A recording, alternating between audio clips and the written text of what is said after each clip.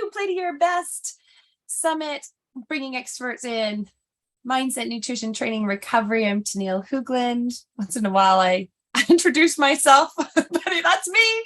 And we have the beautiful Kerry Ann Madden here talking to us about strength. Yes. Welcome. Thanks. I'm really excited to be here with you. Yeah, Kerry Ann and I, we have had a lot of fun doing many things together. The last thing was doing a book club on the latest Dr. Stacy Sims book, Level Up. So it was part of the Facebook group that we were doing, and she brings so much fun. Yeah, and where you come from, just so for those that weren't part of that wonderful experience and how we love to dig into things in the Facebook group, you bring a real lived experience of challenge, perimenopause. Yeah. And have a real, authentic way of understanding to how to bring people into strength training when it may not be a familiar way of being and never like movement and might be new. And so this is really an interview to support those that want to get going and want to start. And you may have done so much in the past, but there's been a gap. So you may have some understanding of strength training, but it's been a while. And how do we do this progression into strength appropriately for where our body is at? And what should be our expectations? Because we know, or many of us know, and if you haven't heard the headlines, is that we need to lift heavy, but what does that even mean? And how do we go there? And so that's what we're focused on today. I'll just say one more thing, that this is your profession. You are an absolute specialist in working with athletes in perimenopause and beyond. And that's through, as a medical fitness network, Menopause Specialist. You are a NAMS, not NAMS, NASM, the NASM, yep. National Academy of Sports Medicine Master Trainer. So it's not NAMS, it's NASM. So I would like to go to a NAMS annual meeting sometime. Yeah, we're talking about the North American Menopause Society is the NAMS. In any case, with all our acronyms, basically you're in good hands when we're talking about this, and I'm excited to share this time with you. So let's start where we need to start. And when we're coming into this idea of strength training, what's the most important? Like, where do we go? What's the most important thing where do you begin? Yeah, people ask me that all the time, Tenille. They have a certain level of fitness already, and because of the changes that they're going through in aging in general, but also this perimenopause transition, that they're just not sure where to begin. And so when I'm consulting with someone or starting to train someone, the first thing I start with is, how well do you move first? So moving well first is my number one rule, because we know, or those of us in the movement industry know, that when muscles aren't working together optimally, then there's going to be some dysfunction. And it might not be a pain or an ache, but over time, or if we pick up a heavy load and we try to move with that not optimal position of our bones and our muscles in the joints, then we're more likely to get injured, for one, but then it's really hard to progress ourselves safely in order to get to that lift heavy stuff. Right. So moving well first. Yeah, I think that is really interesting because I was in a conversation with a client, and what I noted is that we are masters of adaptation. And that can be a really good thing. As females, we can just juggle many balls and we just can throw it in and just try to do this and do that. And I can get this done and I can do people. Here we are. And what it can actually be to a fault, though, And that we sometimes really don't actually see when we're not moving well. And we have, and we have some, a position that we are so used to doing. And we think it's perfect. That squat, that knee was just kind of bending and coming in every time, was just the way it is. And that is the problem, but we didn't even notice. So I think that is one of the keys that something I want to ask you about is like, how are we supposed to know whether we're moving well? That's a great question. And I can give you like some visual representations of what that looks like. But I just wanted to take a second to talk about where those things come from. Yeah. That's something that we might not be aware of. So if everybody watching has ever heard of fascia, have you ever heard of fascia? So if you haven't, if you're listening and you haven't, if you're not a vegetarian and you've ever bought it to eat a chicken breast, you know, you have the skin on the outer layer, and then underneath that you have the muscle, the part that the people that eat meat eat. But in between those two layers, there's kind of that, it's a material that's not the skin and it's not the meat. Do you know what I mean, Tenille? Oh yeah, and most yeah. people are like, oh yeah, I know what you mean, like that. Yeah. You can that think part of it that like I either you onion pull off. too. Yeah. Yeah, it's like a membrane. Yeah, it's a membrane. Yeah. Or if you think of an orange segment, so the segment, the juice is held within this membrane. Yeah. And then even if you open up that segment of an orange, and each little pocket of pulp is encased in a membrane. That's similar to our bodies. We have this connective tissue that is ubiquitous all throughout our entire body. And as we get older, it starts to get stiffer, because one of the properties it has in it is collagen. And so we all know what collagen is, right? So as that, if you're listening, she's making her pointing to her face. My, listening. Yes, my wise woman wrinkles that I'll appreciate them. But yes, that's all about the collagen. And so as even when we're younger, we can have dysfunctions in our system because of how our fascia is, what state it's in. So if we are how old are your kids again? Do you have a 9-year-old yet? 9-year-old? 3 and 5. Oh, 3 and 5. So I'm trying to age them up. So I am, hopefully that they're not listening, but I have a 22-year-old and she loves to play computer games. So she has computer games, and by that I mean she has like a device, like a Nintendo Switch. So if anybody knows what this, and she likes to be like, and she's playing like this. And so that position, and I'm exaggerating, right? I'm exaggerating this. This could be me on a bike, right?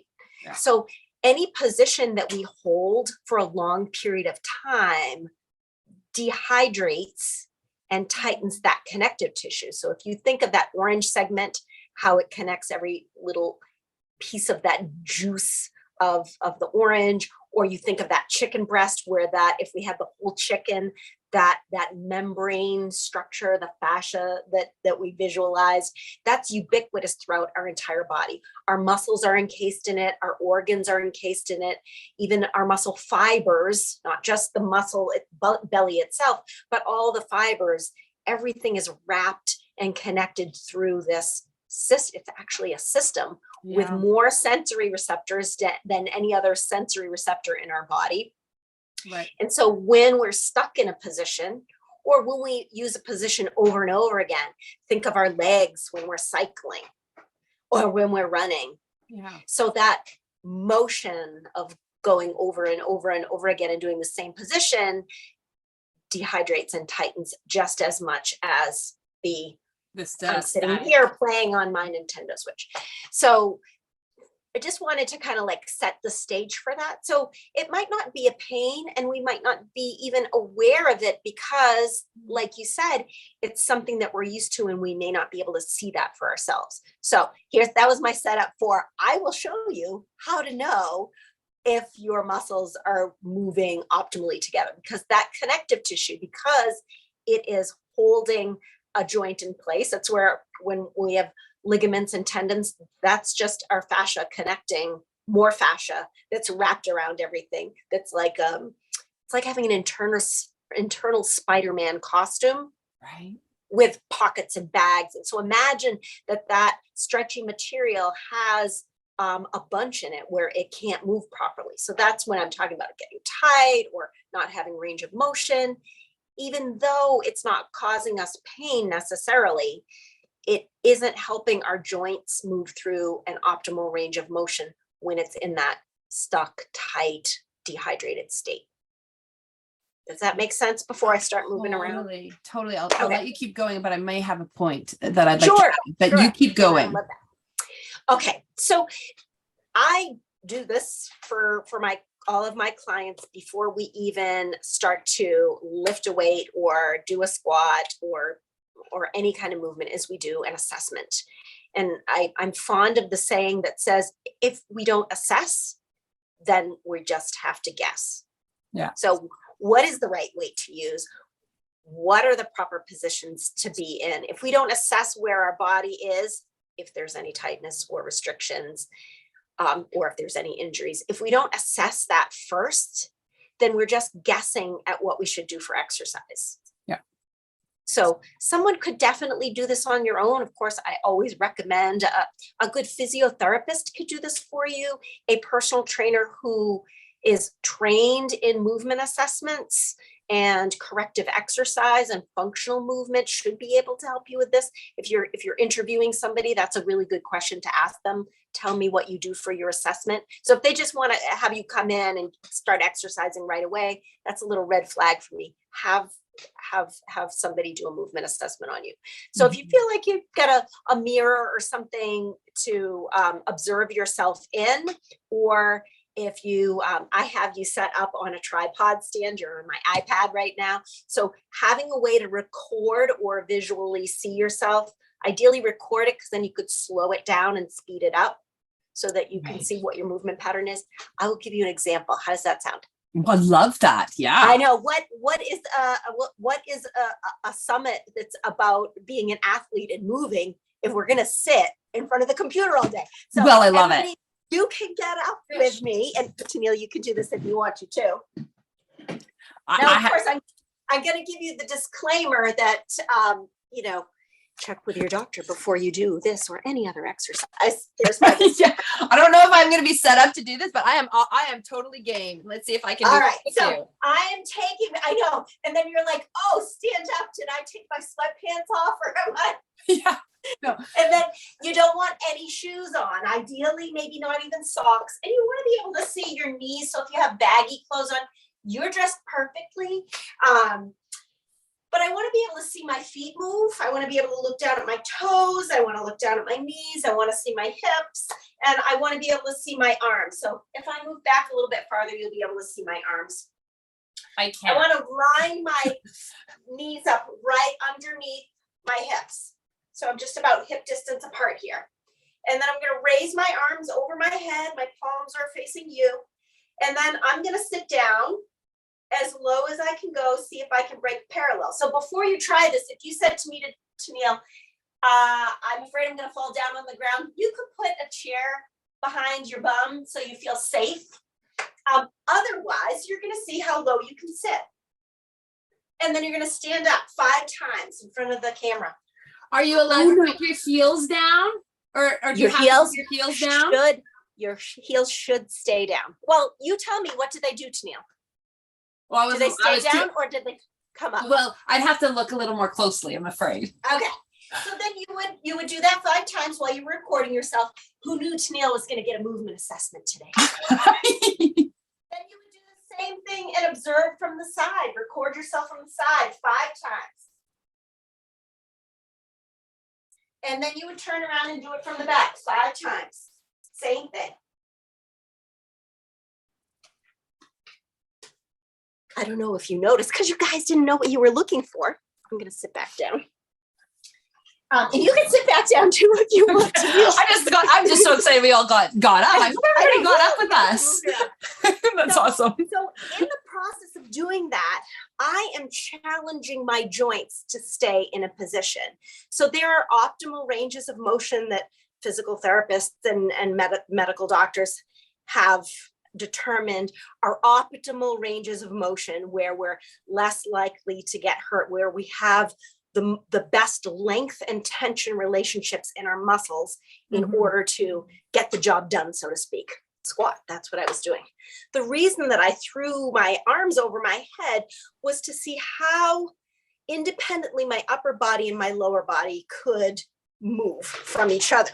Could they move, or was there a dysfunction in one of the parts? So you guys are already probably curious, like, did Kerry do it right, or did she have any movement compensations? Are you curious? Totally. Would you like me to tell you what I was looking for when I was observing you? Sure. Okay. So I'm back up. So what I was looking for from the front is, and you had mentioned it earlier, you had said something about a knee moving in. So if I had gone back and watched the recording of myself, I would be looking at, what are my knees doing? Do my knees stay tracking straight ahead, or do they deviate even a little bit? I'm exaggerating, but even a slight movement, even one but not the other, that's something that I'm looking for when I'm looking from the front. I'm also looking at what happens to someone's feet. When they go down, do their arches collapse in? See, my knees have. If I force my knees in, the arches of my feet start to turn in. So that's, sometimes I'll see a little bit of that without the knee moving in. So that's another thing I want to look at. Or as I come down, do the feet turn out? Right. I'll often see that as another compensation.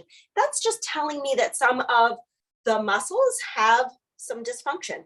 Something on one side of the joint is overactive and keeping the opposite side of the joint from going through its full range of motion. I love it. Good so far? It's so great. Yeah. Yeah. So well, I guess I don't want to take you out from what you're doing right now, but I still have another question that's still kind of coming into the fascia. So keep going, and then I'm going to get the question in. So I'll just go through the things that I'm looking for on each side. So then on the side, what I'm looking for is, when you come down, is your upper body, my torso, is it parallel to my lower leg bone, or does my torso shift forward to more closer to a parallel position? So ideally, I think you could see me pretty well. How are is my lower leg bone parallel to my torso? Yeah. That's what I'm looking for. The other one I'm looking for is, can I keep my arms in line with my ears? You get to critique me and see how I'm doing. If my arms, if you can see my ears, that means my arms are falling forward, and that is just telling me a lot about the shoulder joint. Is the shoulder joint working optimally? And then finally, from the back, you had alluded to it when you said, Tim, do my heels stay down? If your heels rise up, ideally they should stay down. If they pop up, that just tells me something about your ankle joint or your hip joint. So all of that in a squat, everybody. Did so perfect, right? I hope you haven't. Yeah, I'm sure you're really enjoying all the speakers at the summit, but hopefully this got you up and moving around a little bit. Well, how absolutely perfect. I'm just so glad that you're here with us and sharing your expertise and sharing, like, this is about getting in action, right? And I love it that you got, now we're getting to action. And so one of the things that I wanted to say or want to ask or point to is that how our body moves, fascia is like entirely a network. It is all continuous and it's absolutely connected. It's not like, that's the fascia for the quads. Like, that's the fascia for this, like, because the what happens in the hips, like what happens in the feet, reflects in the knees, and the hips, everything comes from the core, yada, yada, yada. And that when we start really understanding, are we moving well? It might be happening in the hip, but it's actually happening in your left foot. And to understand that continual whole body approach to we can point to the knees collapsing, but that's where a specialist would come in and be like, okay, that needs collapsing, but it's because your glutes aren't firing. And so your glute needs to actually be activated before we actually get your knee coming in, like, or so we can keep that knee from, hinging in. So I think what, and maybe you're going to speak to this next, but like, okay, so then how do we have this assessment? Now what? So we know we are or we are not moving optimally, but we can't stop there, because if we think, okay, well, I just have to like keep that knee pulling out. Well, might not be that. Yeah. So how do we progress? Because of this network, this system. Yeah. So I really love to refer people to a physiotherapist when they're experiencing pain or they don't know what to do next. Most personal trainers will be able to assess and let you know, all right, if this muscle is overactive, is the term that we use. Like, let's pick a joint. So if my knee was caving in during that squat, because you mentioned it first, normally what we notice is, and I'm going to use, because I've got stretchy pants on, something in my adductor, my inner thigh muscle, is overactive. So it's pulling that knee out of alignment. And the muscle that is on the opposing side, and I'm just picking one muscle because everything works as a system. Yeah. Glute, you had mentioned it and you were right. Glute med, glute max, those are underactive. So they're not able to activate to control the unwanted motion of that happening. So, if we said it really simply, like, it would be really important to deactivate or take the stress away from that overactive muscle by myofascial release is a great technique. Stretching, and depending on how overactive it is, it could be a static stretch or an active isolated stretch, and or a dynamic stretch, depending on the severity of the dysfunction. And then once that overactive muscle has been brought back to its resting length or its optimal length, then strengthening the muscle that's become underactive. And then we want to integrate everything. Yeah. So integrating would be, after we've activated the underactive muscle, then we'd want to integrate it into a full body movement, because that's how we live. We live in this full body movement world. We don't just do a side lying leg lift, right? We live in the real world. So that's, and we're all super unique. So when someone asks me, like, what do I do about this? I feel like I'm reducing it to its most simplest form, but everyone is unique. And sometimes I like to suggest that work with those strategies for several weeks. And then, remember I said assess, I'll also say reassess. Are the protocols that you're putting in place to help restore optimal movement, are they working? If they're working, it will show up the next time that you do an assessment. And if it's not working, to be able to go back to the drawing board and see what other muscle groups might be on board that are prohibiting you from being able to move optimally. Yeah, I think it's just so absolutely important to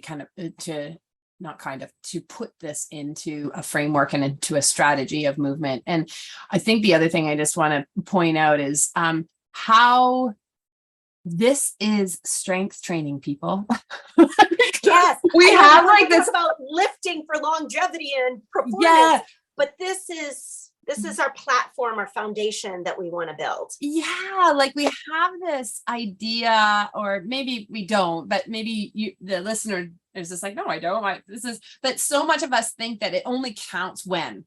And these exercises, corrective exercises or balance exercises, the small little foundational things, that is strength training too. And as you said, foundational, and they can actually be really tough too. And even though your heart rate hasn't gone up at all, you are absolutely working.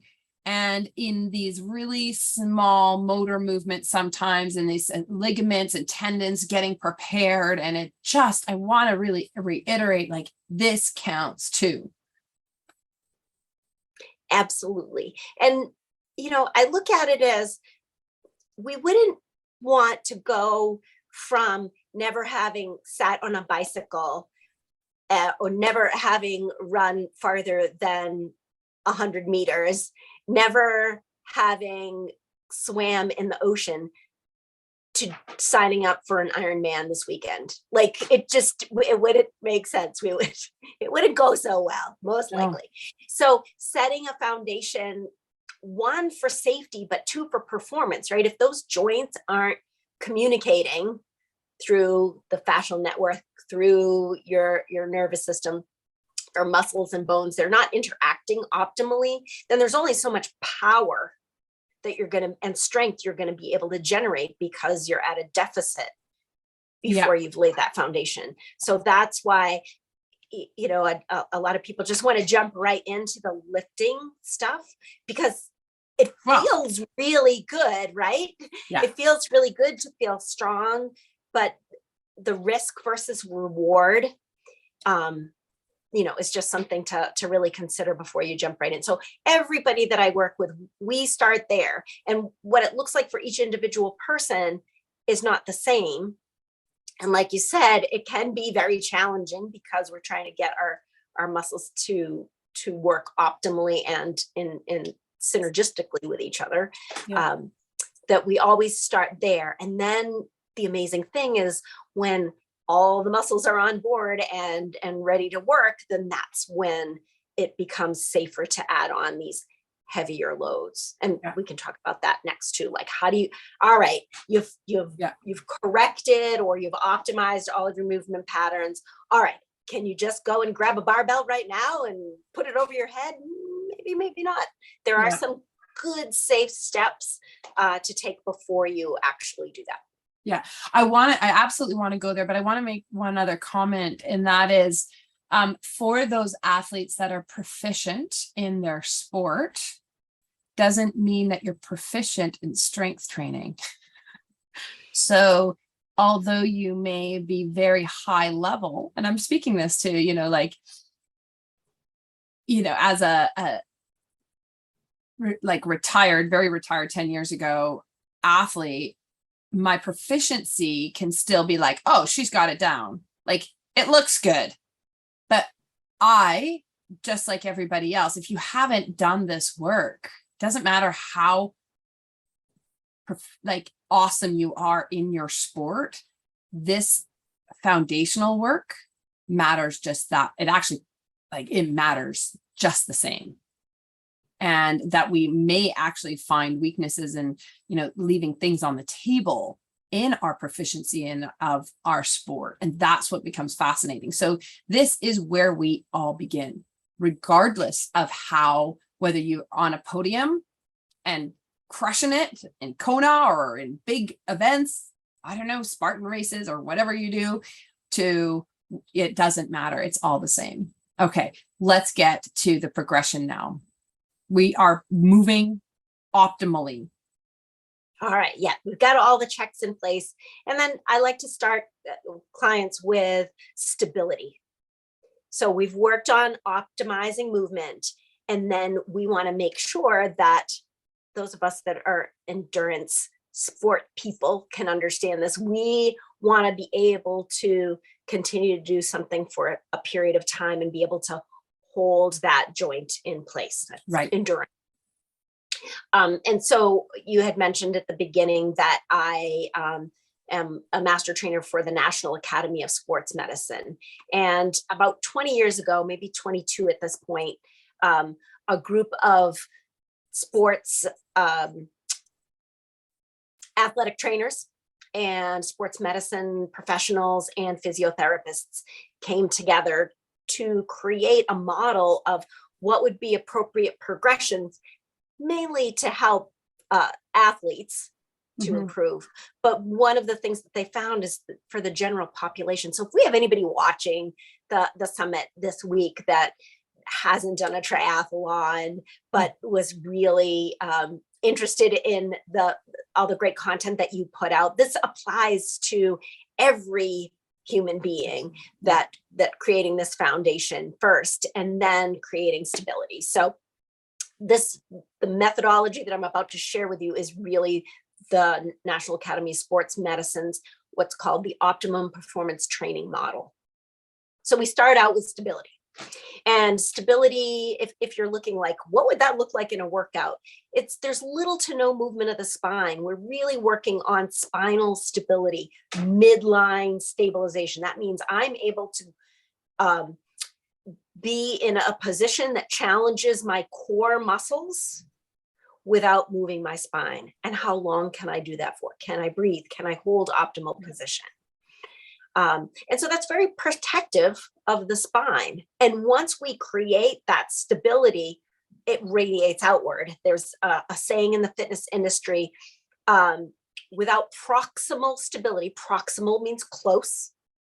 You can't have distal far away, the rest of my joints, beautiful distal mobility. So we want to have proximal stability before we start taking it outward. So that gives you just a lot of solid foundation when that is one of the pillars of your beginning program, getting ready to lift heavy stuff. So can your core maintain its optimal alignment and endure through? It could be a plank. I think everybody knows what a plank is. It doesn't mean you need to hold it for 10 minutes, but how can we brace and hold and breathe? Yeah.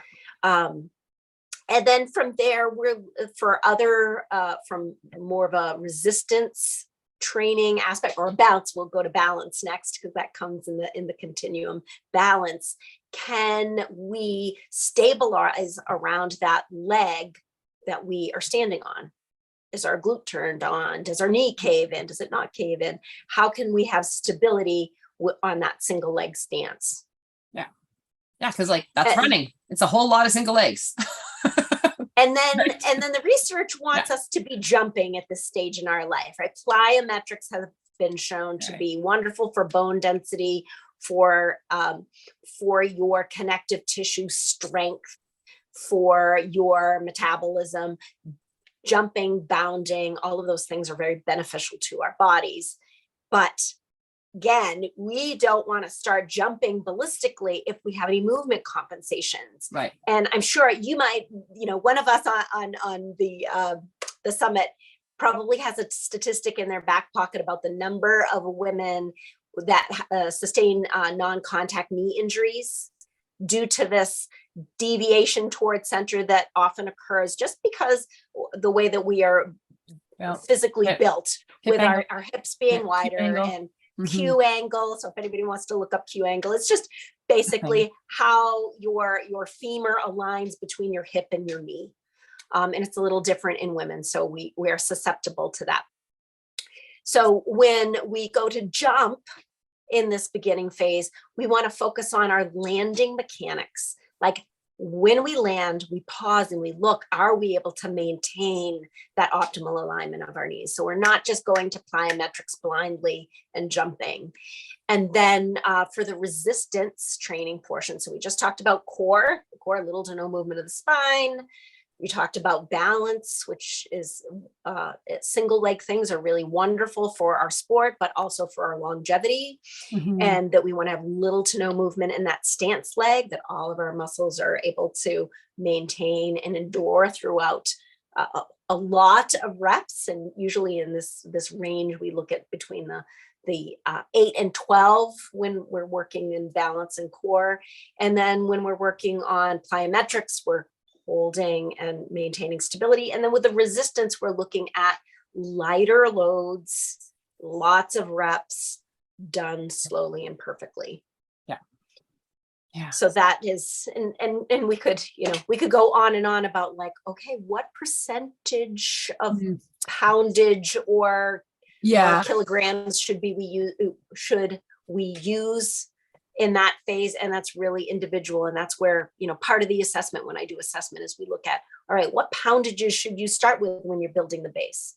And then the next stage from there, and then the next stage from there until you are ready to lift heavy stuff. Yeah, I think it's been really helpful to help us understand just like really the foundational component of where we begin. And then when we get into these, the progressions, as you say, into the weights and how we add tempo and how we can add more complex movements and how we, add in plyometrics, whether we add in plyometrics with the strength, those are all things that we can also look into and have more support on. But again, always on the foundation.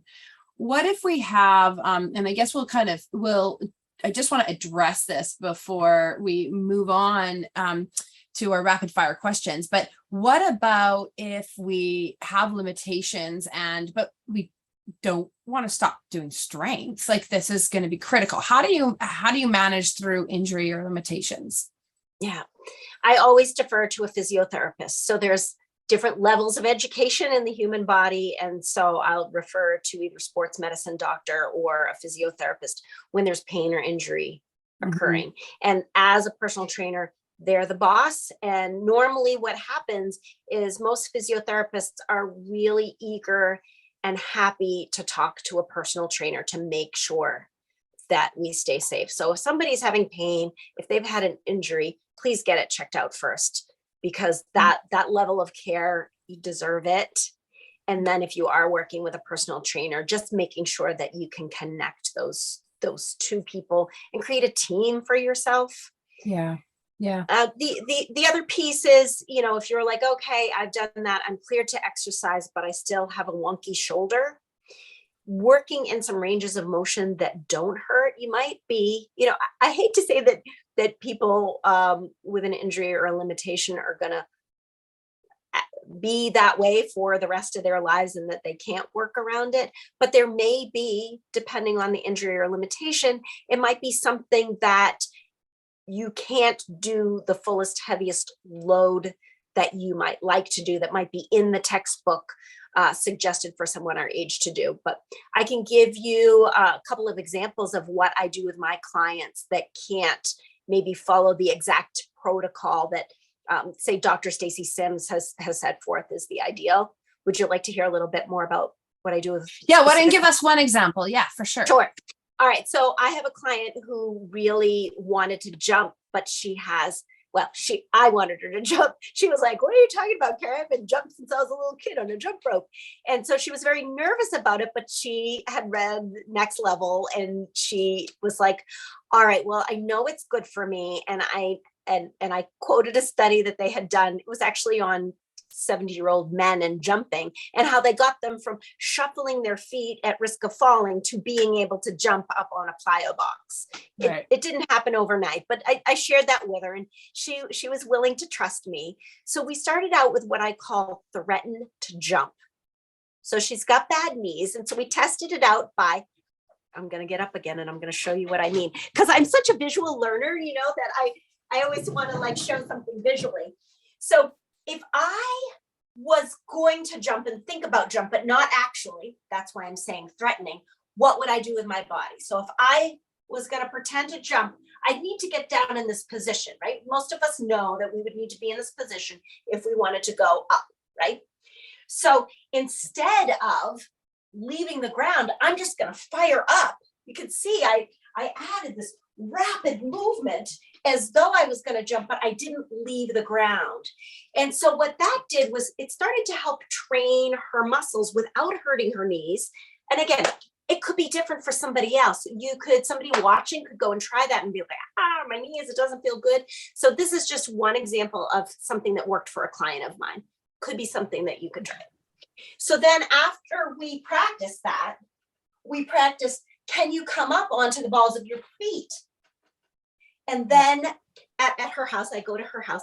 She has one of those desk mats under her desk, that you can roll your chair around on. Maybe you have one. And so then I said, can you just jump up onto that mat? It's, millimeters thick. Yeah. And she was able to do it, just starting with that basic concept. And now I have these weight plates. They're called bumper plates. If anybody's familiar with them, they're just those big circly things, but they're made out of some kind of resin plastic. And now she can jump up onto one that's that high. So we're talking within 6 months, she was able to go from just threatening to jump. Yeah. to actually leaving the floor. And so we're able to get in that plyometric exercise. So for a strength training exercise, it might be the same thing. Maybe there's a pushing, a bench press might hurt a shoulder, but maybe a shoulder press or a different kind of lying down on the floor press might not bother a shoulder. So it's really working with your body and listening to your body. If there's pain is your body saying, halt, pay attention, take care of me. Yeah. I think it's so and like what a confidence builder that must be for that client. Like so confident. Former collegiate rower.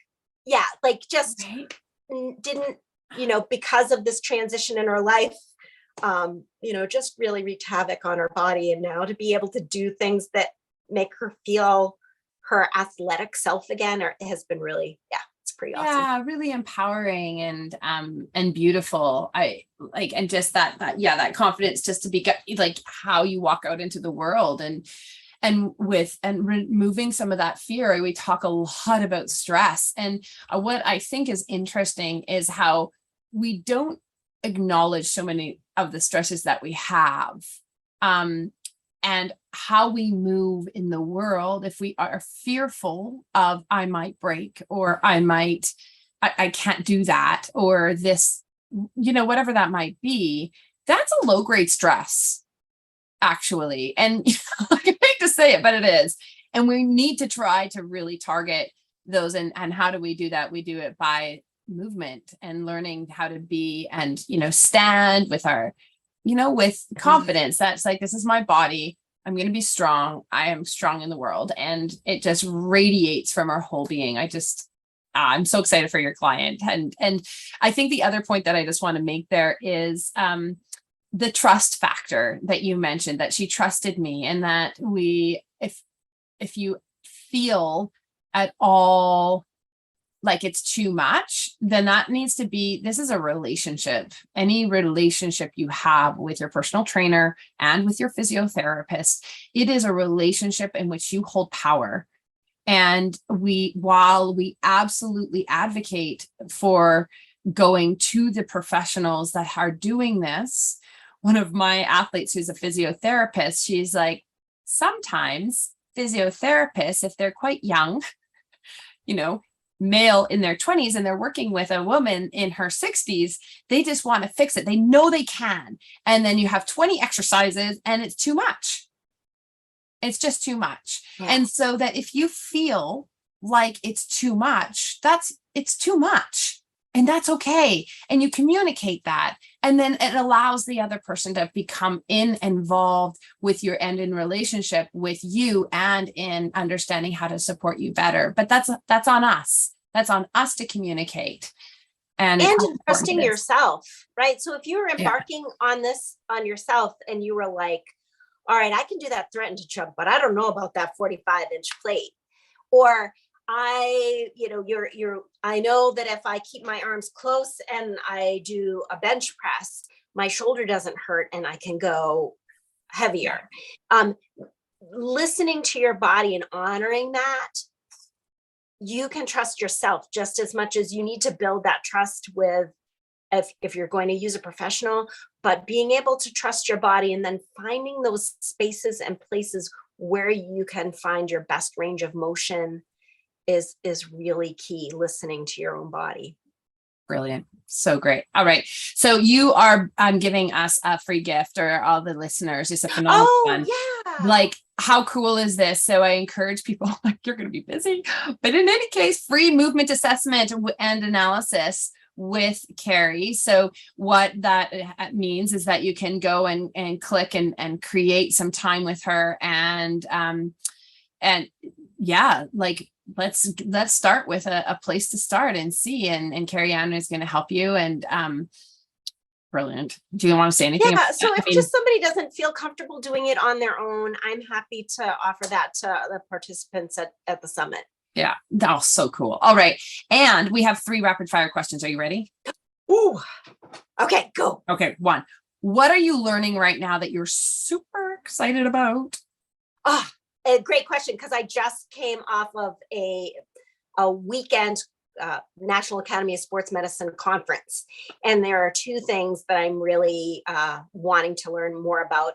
And I got so excited, I went and bought a hand dynamometer, something for grip strength. So grip strength, so unbelievably important. Great correlations, really important studies on longevity and health and grip strength. So all my clients this week, any of my clients that are watching, they're like, oh yeah, Kerry made me test my grip strength this week. So we're going to be looking at that and being able to find ways to improve that, because there's 3 different types of grip strength, and I did not know any of these things. So that was one thing that I was learning. And then the other thing, positional isometrics. Positional isometrics can often help with these muscle imbalances, and I don't know anything about that. So really excited to learn some new techniques this week. Luckily, they were all recorded and I have access to them until December. So I'm going to be going over that. And that's two things. You asked for one, but that's what I'm learning right now. It's so exciting though, isn't it? And it's just like goes to show like it's such a passion, and it brings so much more to your clients, and what, and just to even demonstrate that you're like, I'm ready to learn. I love it. Okay. What is one thing you're grateful for? Oh, wow. The first thing that came to mind when I said that, I was going to say our weather right now is so beautiful.